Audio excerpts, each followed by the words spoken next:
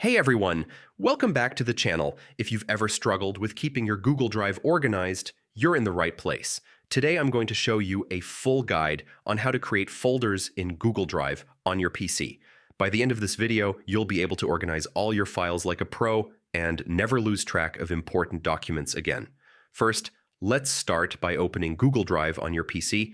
Simply go to drive.google.com and log in with your Google account. Once you're inside, you'll notice all your existing files and folders. To create a new folder, look for the plus new button on the top left corner, click on it, and then select Folder from the drop-down menu. A small window will pop up asking you to name your folder. Choose a clear, descriptive name so you can find your files easily later. For example, Work Projects or Photos 2025. Once you've typed the name, click Create. And just like that, your folder is ready.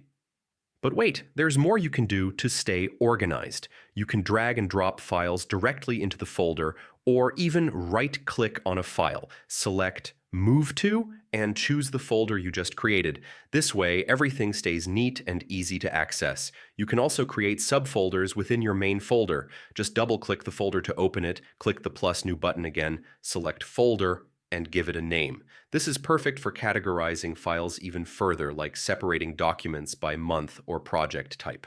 You can also color code your folders to make them stand out. Right-click on the folder, select Change Color, and pick a color that helps you quickly identify it. Lastly, if you're collaborating with others, you can share folders by right-clicking and selecting Share. Enter the email addresses of your team members, set permissions, and you're all set. This makes teamwork much smoother and keeps everything in one place. And that's it. Creating folders in Google Drive on your PC is super easy, but organizing them properly can make a huge difference in your workflow. If you found this guide helpful, make sure to like this video, subscribe to the channel, and hit the bell icon so you never miss a tech tutorial. Thanks for watching, and I'll see you in the next video.